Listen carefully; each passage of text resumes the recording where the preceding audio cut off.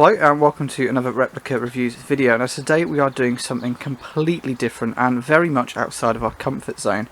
I noticed when I was trawling around the other day that there's no information at all that I could find, sort of on YouTube anyway, of the UK specification Mossberg 590 or 500 shotguns.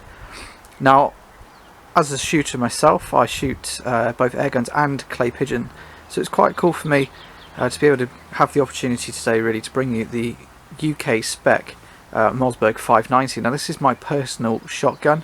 This is one that I take to the range quite a lot. So I thought today that I'd just kind of show you some of the basic main features that kind of separate ours away from the American ones, and likewise to show the Yanks pretty much what we've got over here and how it's completely different to everything you've got. And yeah, I dare say you're not going to like it. Okay, so starting at the rear of the shotgun, I thought that's quite a logical place to start. We have the speed feed stock. Now, if you purchase your normal 590 or 500 or whatever Mossberg you've got, 9 times out of 10, unless you've selected it, it will just come with a normal stock, so you won't have these little chambers here. Now I chose the speed feed stock purely because I just thought it looked a little bit cool, and I thought that rather than having a massive bandolier or sling with shells all over it, I thought it might as well carry as many shells as I can on the gun. Now there's two different chambers on this part here. You have this side that holds 2 shells, which is obviously you can see in front of you, and then also on the other side there's exactly the same, but it fills this section here of the stock. So in total you can carry 4 extra shells with you, which for UK shooting is absolutely brilliant. It works out quite well. If you're on a clay range, if your local range is happy with using a pump action, they usually ask that you just hold 2 shells in the gun at any one time, and that's including inside the magazine. So basically reload 1, reload 2, and then obviously the third one that's already in the gun to start with. So what I'm going to do is just quickly show how it works. Now I've got these old whole super fast cartridges. As you can see, they're all spent. I've cut the tops off. These are purely just for demonstration, but you can just push it back in like so, and obviously you can fit a second shot in there if you want. Personal preference, I usually just put 1 in each side. It just makes reloading a little bit easier. And what I have found is if you've got more than 1 shell in each side, so you're actually carrying the full 4 round capacity, the butt plate actually starts to move away. You can kind of see there. So I tend not to carry the full shot capacity, but that said, you know, if you're using it relatively quickly, I don't think it makes too much difference. To get the speed feed stock off, obviously there are loads of videos around on YouTube about how to disassemble this. I think it's perfectly covered by our American friends, so I won't really go into it, but you just take this plate off and there's a screw that goes up to take the stock off. So what we'll do now is we'll quickly cut. We'll move in on the trigger set and the safety catch and just give you a quick walkthrough there. Okay, so much like the American counterpart really, there is absolutely no difference here at all. Really, apart from the trigger group. Now obviously there's various different versions of the Mossberg 590. You have the special purpose, which I believe is what this is. You also have the Persuader, and many more. Obviously the big one that everybody always goes on about is the Mossberg 590A1, which is the military spec version. Now I can absolutely reassure you, if you buy a Mossberg in the UK, you will not be getting the A1 version. The main telltale versions of this really is the plastic safety catch here, which hopefully you'll be able to see is in the safe position. It's really easy to operate.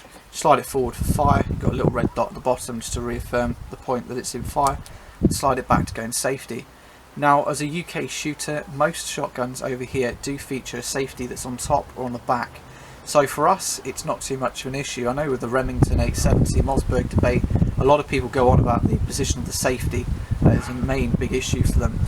Now if I open the shotgun up like so, you can see that again there's no differences. We've got the shell guide falls down the bottom here, so you can simply put in your shells and drive them forward. Now again, for anybody that's a bit concerned, that was another one of my little DIY cut job. So we'll move it onto its side. I can show you here the trigger grouping. Now the trigger housing here is all plastic.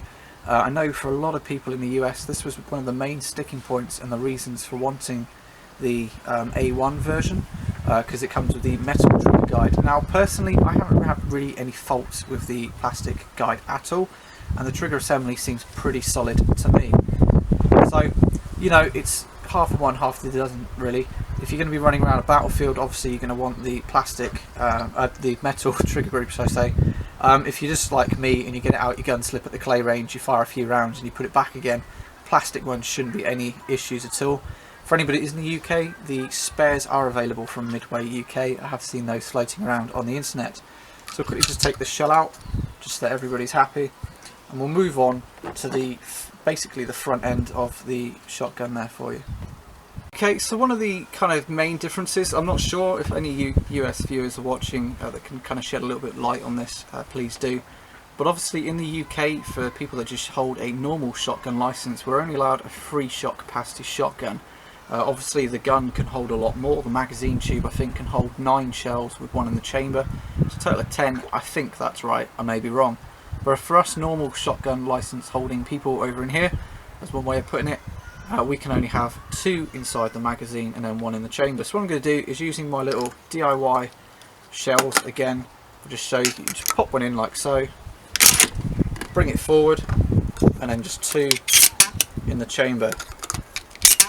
Now for anybody that's got a few concerns about the overall capacity of this gun, if I just rack it back again,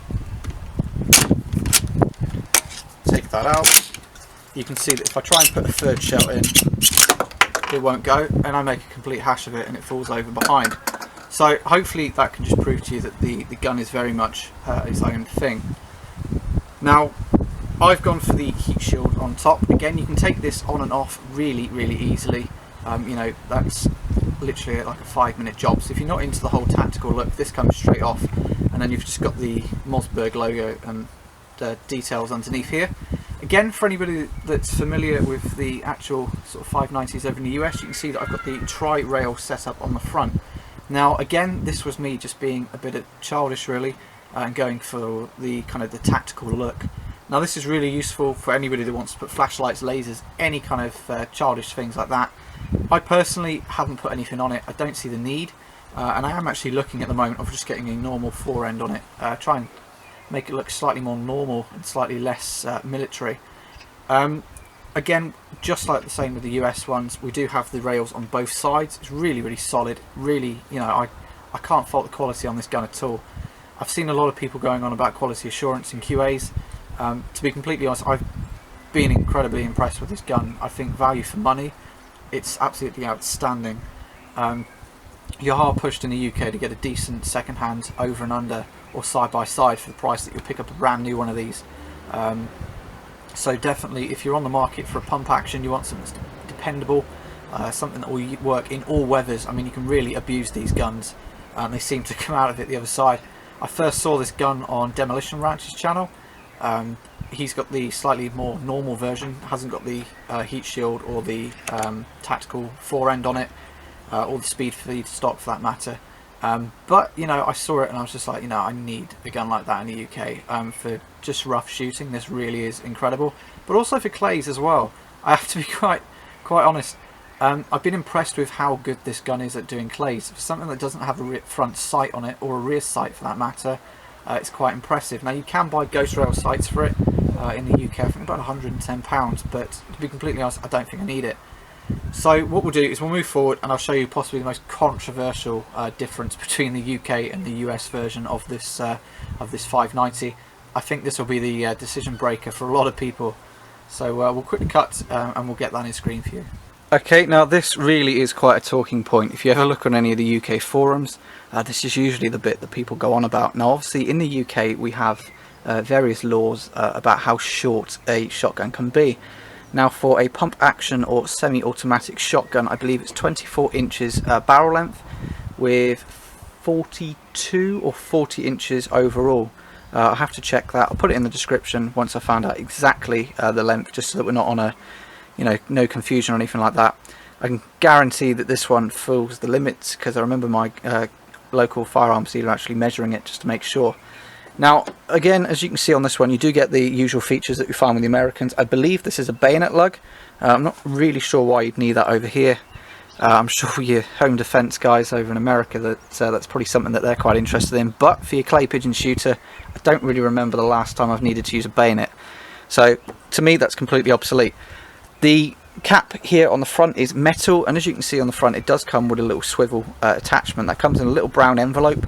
A lot of people worry, I've seen on forums, about if I buy this gun, can I get slings for it?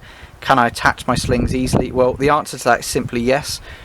It comes with a little screw and the washer. All you need to do is just buy yourself a sling, buy yourself the little quick release adapters, and then pick a sling that you fancy and just chuck it straight on. It really is as simple as that. Now, as I'm sure you've noticed, I have this god-awful extension on my barrel. Again, this is to do with the length of the gun, just to make sure things are nice and legal over here. In America, I have seen these, they cut off here, and to be completely honest, I think this looks so much better. Now, I went for the vented muzzle brake, as you can just see in the camera there. There is a solid version. Certain sort of rules and criteria, if you're doing practical shooting in the UK, will determine really from a practical point of view whether you go for the vented or solid muzzle brake. I do know certain sites don't really like vented muzzles. Again, I went for mine because it looks pretty cool, I think anyway. Now, this is the new version. The old version, I believe, was nicknamed the Birdcage, and it looked absolutely awful. Now, to me, I don't think this looks too bad. It's not the nicest looking thing by any means, but it serves a purpose and it keeps me out of prison, so I'm quite happy it's there. Now, I understand a lot of you guys probably looking at this thinking, that really does look awful, but if you go for the solid version, it doesn't look too out of place, and in the overall profile of the gun, it looks like it should be there. It's only if you've looked at the American version that you'll notice that there's an extension. So what we'll do is we'll quickly move the gun back out again. We'll get the whole thing in camera screen for you, and we'll just give you a quick conclusion and kind of my overall thoughts on the gun. Okay, so that really concludes the review for you today. Now, hopefully I've kind of shown you some of the key differences, some of the key features. Now, obviously this one in front of you is the Tactical version. There's a bit of a saying over here. So obviously it's got the tri-rail, the vented muzzle, heat shield, the speed feed stock as well.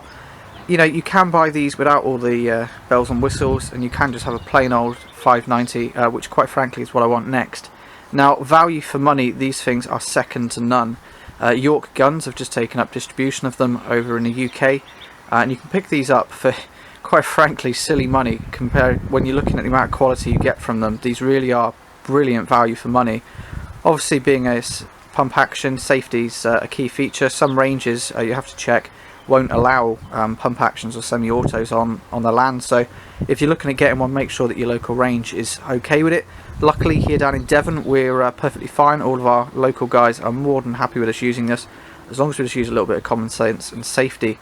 Now, as I said a minute ago, quality second to none. Alright, you know, there are better made guns out there, but value for money and just sheer quality and just, yeah, I'm just one of those guns I absolutely love, and I can't see me ever getting rid of it. Now, obviously, as an air rifle collector, I don't really have many live firearms, such as the one that you can see in front of you, but I do plan on getting the Mariner, which is the nickel version. So, I hope we've kind of helped you kind of have a look at the differences between our gun and the American version. Hopefully kind of giving you a little bit of food for thought as well. As I said, this is completely out of our comfort zone, so I'm not really sure if we're ever going to do a follow-up of this, but I will definitely get a video put together of us up the range with this, tackling all sorts of targets, so that'll be coming in the next coming weeks, coming months. So until then, thank you for watching another one of our replica reviews videos. If you've got any questions, any comments, feel free to post them below, or feel free to check out our Facebook page for a full album of this, and you can have some proper close-up shots of the gun, and you can just look through those at your own leisure. So again, all it really leaves me to say is thanks for watching. Feel free to subscribe with the link below, and you know, any questions, like I said, feel free to post them below.